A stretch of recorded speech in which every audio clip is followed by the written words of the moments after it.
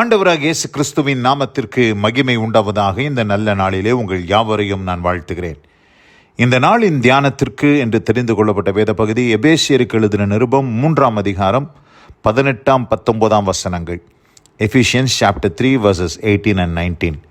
சகல பரிசுத்தவான்களோடு கூட கிறிஸ்துவினுடைய அன்பின் அகலமும் நீளமும் ஆழமும் உயரமும் இன்னதென்று உணர்ந்து அறிவுக்கு எட்டாத அந்த அன்பை அறிந்து கொள்ள வல்லவர்களாயும் தேவனுடைய சகல பரிபூரணத்தாலும் நிறையப்படவும் அவர் தமது மகிமையினுடைய ஐஸ்வரியத்தின்படியே உங்களுக்கு அனுக்கிரகம் பண்ண வேண்டும் என்று வேண்டிக் கொள்ளுகிறேன். பிரியமானவர்களே, இந்த இடத்துல அப்போஸ்தலனாகிய பவுல் ஒரு வேண்டுதல் செய்கிறார். என்ன வேண்டுதல் செய்கிறார் என்று நாம் பார்க்கும்போது, சகல பரிசுத்தவான்களோடு கூட கிறிஸ்துவினுடைய அன்பின் அகலம் நீளம் ஆழம் உயரம் இன்னதென்பதை அறிந்து கொள்ள வேண்டும். அதுவும் அந்த அன்பு எப்படிப்பட்ட அன்புன்னு சொல்கிறாரு, அறிவுக்கு எட்டாத அன்பு அப்படின்னு சொல்கிறார். அறிவுக்கு எட்டாத அன்பு அப்படின்னு சொல்கிறார். To know the love of Christ which passes நாலேஜ்னு சொல்கிறார். Which bosses knowledge.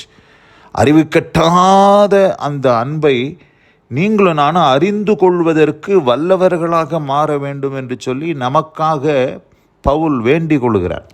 அந்த எபேசு சபைக்கு மாத்திரமல்ல, நமக்காகவும் வேண்டிக் கொள்கிறத நாம் பார்க்கிறோம்.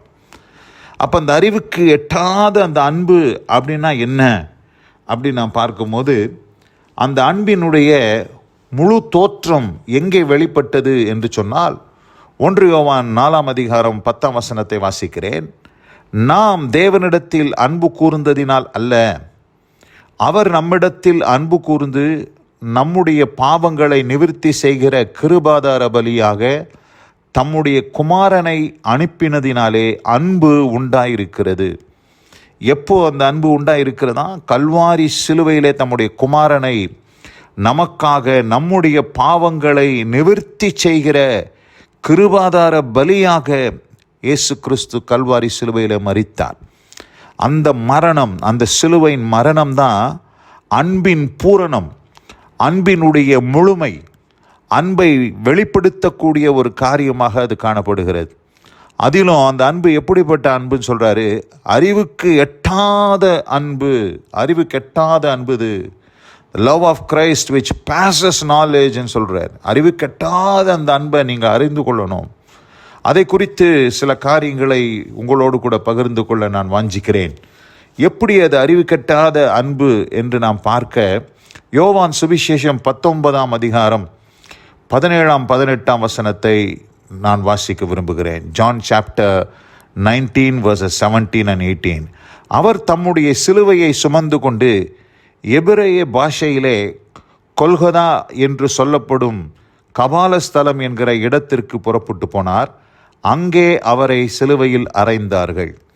எந்த இடத்துல இயேசு கிறிஸ்து கல்வாரி சிலுவையிலே அறையப்பட்டார் என்று சொன்னால், கொல்கதா, கபாலஸ்தலம்.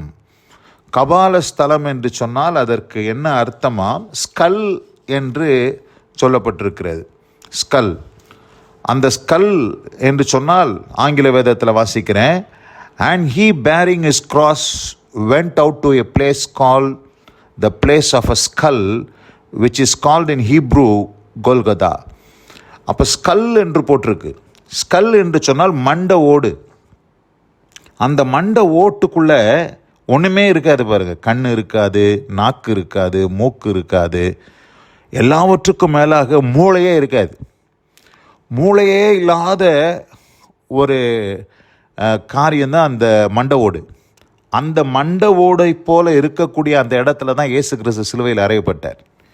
இது எதை குறிக்கிறது என்று சொன்னால், இன்றைக்கி நம்ம எல்லாரும் ஒருத்தரை அன்பு கூறுறது எப்படி அன்பு கூறுறோன்னா, நம்ம தலைக்குள்ளே மூளை இருக்குது, கண் இருக்குது, மூக்கு இருக்குது, காது இருக்குது, நாக்கு இருக்குது. இந்த கண்ணால் நம்ம பார்க்குறோம், காதால் சில காரியங்களை கேட்குறோம், மூளையில் சில காரியங்களை அறிந்து கொள்கிறோம். இதெல்லாத்தையும் வச்சு தான் சென்ஸ் பண்ணி நம்ம ஒருத்தரில் ஒருத்தர் அன்பு கூறுகிறோம்.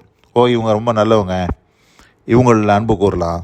சிச்சி, இவன் ரொம்ப மோசமான ஆள், இவங்கிட்ட நம்ம ரொம்ப ஜாக்கிரதையாக இருக்கணும், இவங்ககிட்ட அன்புலாம் கூறக்கூடாது, இவங்ககிட்ட நம்ம ஒரு டிஸ்டன்ஸ்லேயே பழகணும்.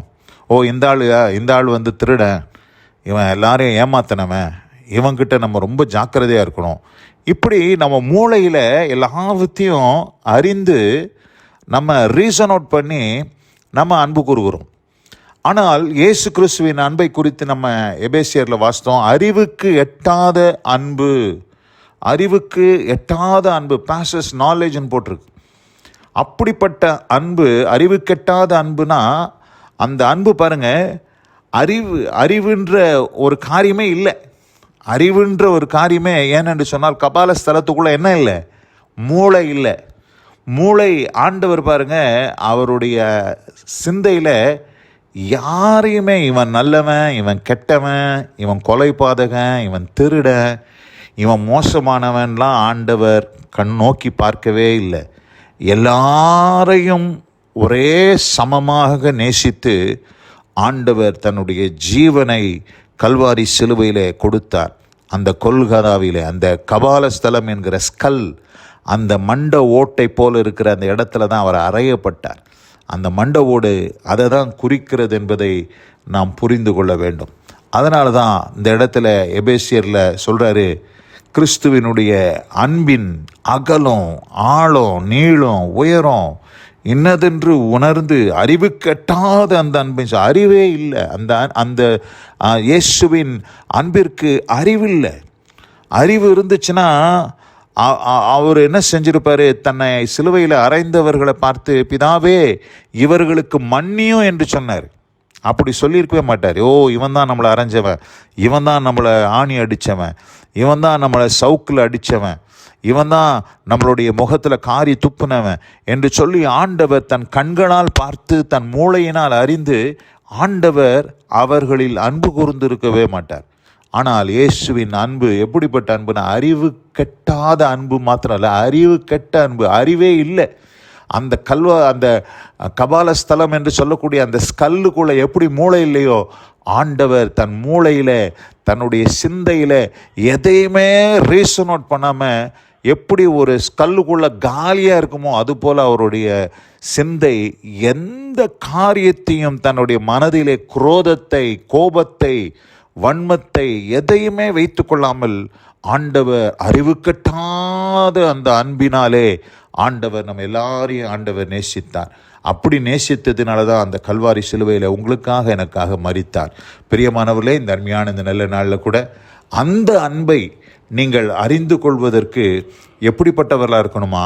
வல்லவர்களாக இருக்க வேண்டும் என்று இந்த இடத்துல சொல்லுகிறார். வல்லவர்களாக, தேவனுடைய சகல பரிபூரணத்தினால் நிறையப்பட என்று சொல்லி பவுல் அந்த எபேசு சபைக்கு ஜெபித்தது மாத்திரமல்ல, இன்றைக்கு உங்களுக்காகவும் எனக்காகவும் ஜெபிக்கிறார். இந்த அருமையான இந்த நல்ல நாளில் கூட அந்த கல்வாரி சிலுவையை நோக்கி பார்த்து அந்த அன்பின் பூரணம் வெளிப்பட்டதே, அந்த அன்பின் அகலம், ஆழம், நீளம், உயரம் இன்னதென்பது அந்த கல்வாரியில் தான் வெளிப்பட்டது என்பதை அறிந்து அந்த கல்வாரியை நோக்கி பார்க்க கர்த்தர் நமக்கு கிருபை செய்வாராக. வசனம் கேட்ட பிள்ளைகள் ஒவ்வொருவரையும் கர்த்தர் ஆசீர்வதித்து வழி நடத்துவாராக. God bless you all. ஆமென், ஆமென். நாம் ஜெபிப்போம். எங்கள் அதிகமாய் நேசிக்கிறதான எங்கள் அன்பின் பரலோக பிதாவே, அறிவு கெட்டாத அந்த அன்பை அறிந்து கொள்ள வல்லவர்களாக நாங்கள் மாற, அவருடைய அன்பின் அகலம், நீளம், ஆழம், உயரம் இன்னதென்பதை நாங்கள் அந்த சிலுவையின் மூலமாக நாங்கள் உணர்ந்து கொள்ள கர்த்தர் எங்களுக்கு கிருபை பாராட்டினபடியால் ஸ்தோத்திரம். ஆண்டவரே, கபால ஸ்தலம் என்கிற அந்த மண்டை ஓட்டை போல காலியாய் இருந்த அந்த மண்டை ஓட்டு, அந்த இடத்துல நீ சிலுவையில் அறையப்பட்டீர். அது என்ன சொல்லுகிறது? ஆண்டவரே, நீர் எதையுமே ரீசன் அவுட் பண்ணாமல் எல்லாரையும் சமமாக நேசித்து நீர் மரித்தீர் என்பதை அது எங்களுக்கு விளங்க பண்ணுகிறது என்பதை அறிந்து உம்மை ஸ்தோத்திரிக்கிறோம். வசனம் கேட்ட பிள்ளைகள் மேல் உம்முடைய அன்பு பூரணமாகட்டும். ஆசீர்வதியும். இயேசு கிறிஸ்துவின் வல்ல நாமத்தில் பிதாவே. ஆமென், ஆமென்.